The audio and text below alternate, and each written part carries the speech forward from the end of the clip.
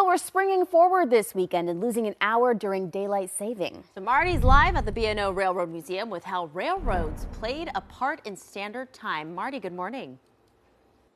Not just railroads, but Baltimore, Maryland. There's always a Baltimore connection. Chris Holland, Executive Director of the B&O Railroad Museum. Good morning, Marty. How are you? It's great to be back here. Here is the bottom line. We are on standard time right now. 142 years ago, all the railroads in the United States, the B&O, the C&O, the L&N, the Union Pacific, the Penn, they all got together and said, we need to standardize time so our trains can run on time. And not hit each other, and passengers could make their trains 100%. So they made railroad standardized time. And finally, after the railroads pulled it together, Congress passed an act, and that's why right now it is 4 minutes after 9 in Baltimore, Maryland. We are on standard time, which we'll lose when we go into this weekend. You always associate pocket watches with railroads. It's because time was safety, time was schedule, time was everything. And we get ready to take a break. The B&O Railroad in Baltimore, Maryland played a part in why we have Eastern Standard Time.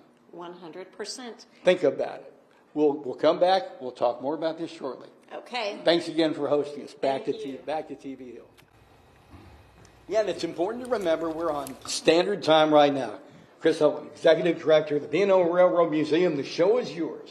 Oh. I set the scene. Now explain to the folks what the heck is going on. What is going on? Well, you are in the clock room of the B&O because the railroads created our time zones. Again, they really changed American society and culture. And the reason why was because before the time zones, you would have your, whatever was the highest point in your town. And when it got high noon, you would kind of mark your watches by that. But for trains, that was not precise. So they would end up, and it certainly wasn't precise as the trains started moving across the country and going further and further west. So they created time zones in 1883. Our 4 time zones that are in existence today came from the railroads. Railroad standardized time.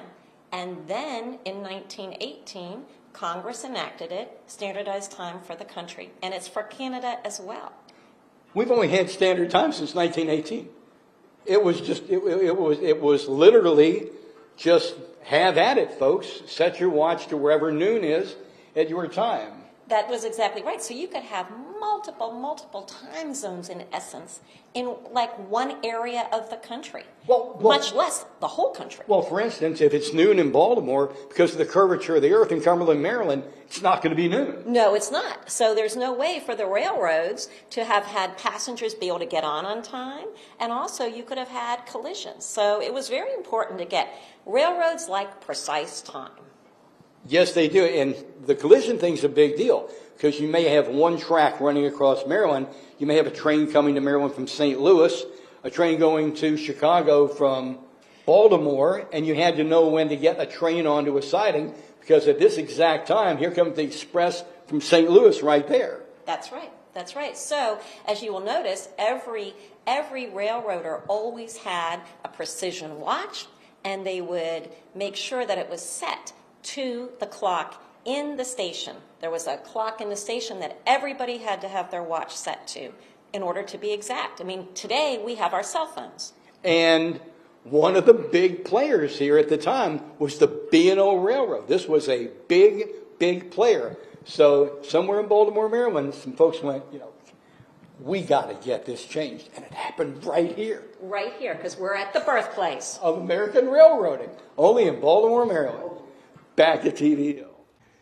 Well, hello again and good morning. Chris Holland, Executive Director of the B&O Railroad Museum. Our producer, Michael Mathers, has gotten our ears and said 10 seconds. And you just said...